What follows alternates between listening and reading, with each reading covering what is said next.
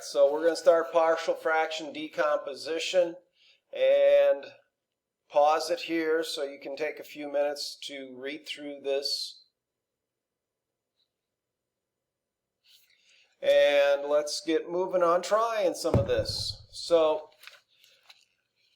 if we have a polynomial said to be irreducible over the reals, if the corresponding polynomial equation has no real roots, we're going to do some linear, we're going to do some repeated linear, we're going to do some irreducible quadratics, and we're going to do some improper fractions that need to be divided out first.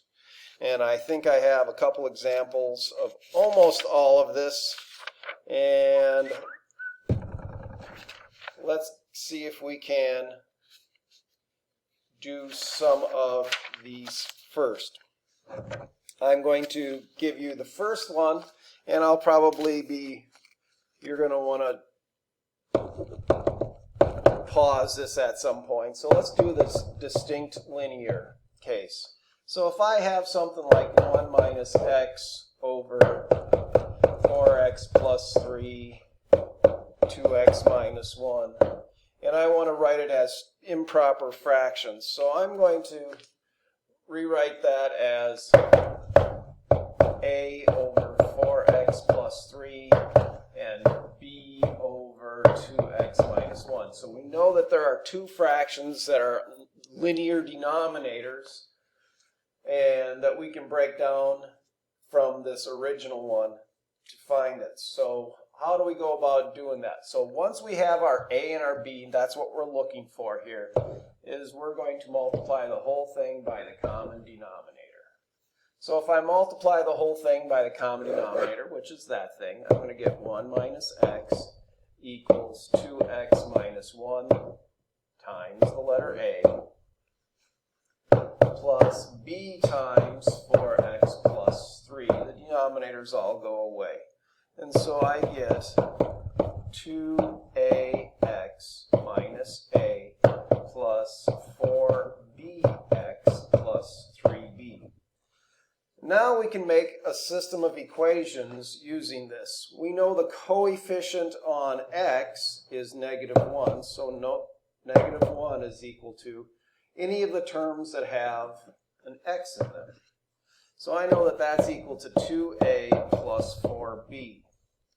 And I know the number 1 over here, the constant, is going to be equal to anything that's a constant over here, -a plus 3b. So we have two equations and two unknowns. And if I do a little bit of solving here, I get that a, and you can pause to solve it before I give you the answer, is equal to -7/10, and b is equal to 1/10. And so I'm going to rewrite that as -7/10 over 4x plus 3 plus 1/10 over 2x minus 1. And you know that Mr. Otto isn't real keen on leaving fractions in fractions because that's just not good form. So we're going to rewrite that as -7 over 10 times the quantity of 4x plus 3 plus 1 times the quantity of 10 minus 2x minus 1. Alright, so there we got our first answer. And let's see if I can group all that together. Oops. And shrink that down. Well, I'm going to pause it and do it. And so there I got them all grouped together and shrank down. So let's take a look at my next example. I want to find out if I have a repeated linear. So that means I have the same thing. So I'm going to have 7x over x minus 5 squared. So we're looking for some a over x minus 5 and some b over the x minus 5 squared. So there's two factors. The first one is the standalone, and then there's the double factor. Same thing as last time. We're going to multiply the whole thing by your common denominator, which gives me 7x equals a times x minus 5 plus b.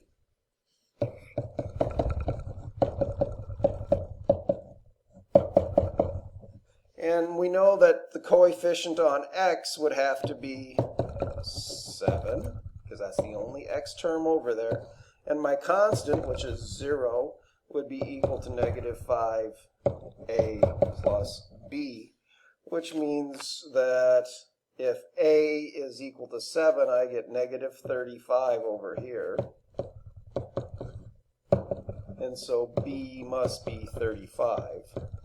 And so if we rewrite this, I'm going to get 7 over x minus 5 plus 35 over x minus 5 squared.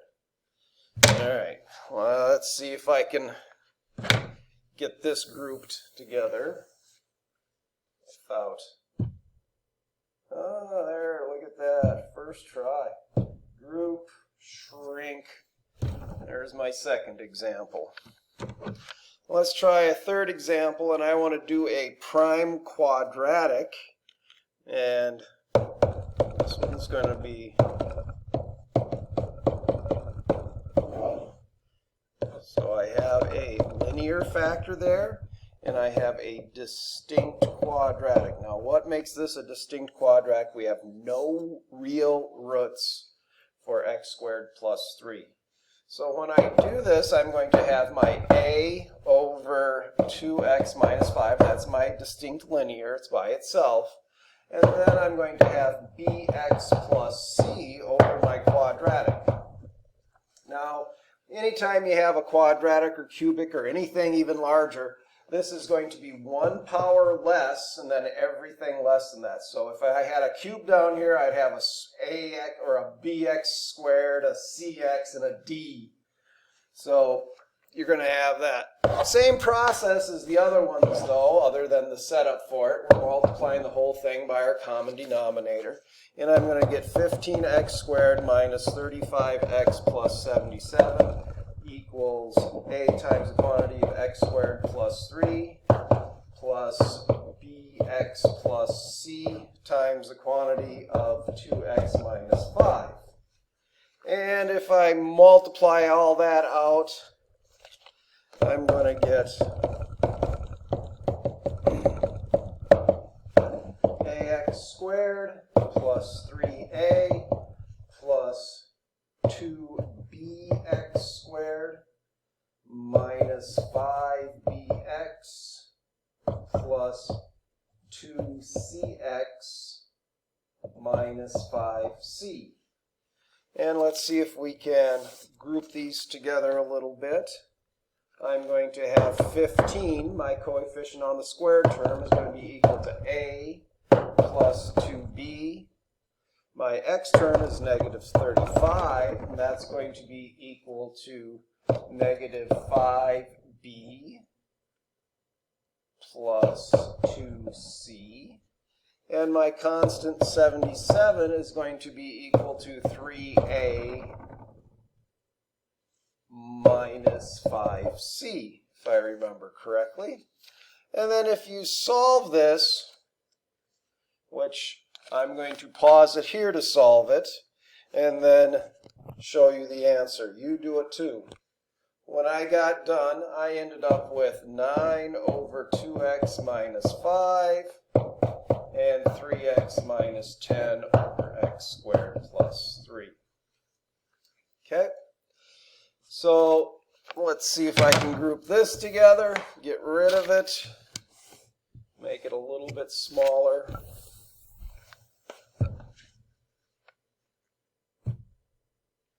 And one more try before I pause this thing.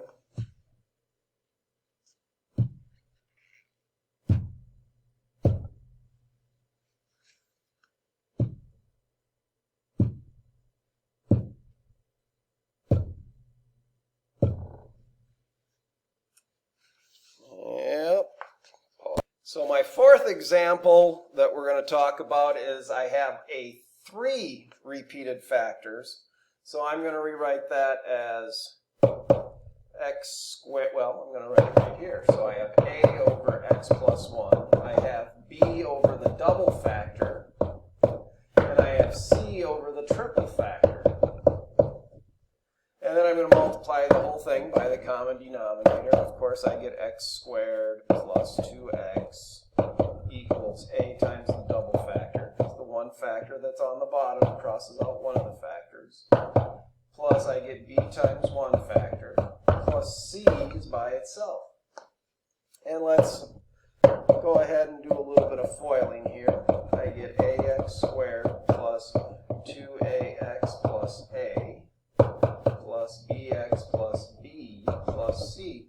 And so my coefficient on x squared is 1, which is equal to a. My coefficient on x is 2, which is equal to 2a plus b. And my coefficient on my constant, or my constant, is 0, which is equal to a plus b plus c. And if you take a few minutes to solve that, you get a is equal to 1, b is equal to 0, and c is equal to -1. And I'm going to put those back in up here without having to rewrite it. I would put a 1 there instead of the a, 0. Ooh, that's what you see. 0 there, and a -1 there. And I'm going to pause it. And the last example I want to give a try to is repeated prime quadratic, which means I have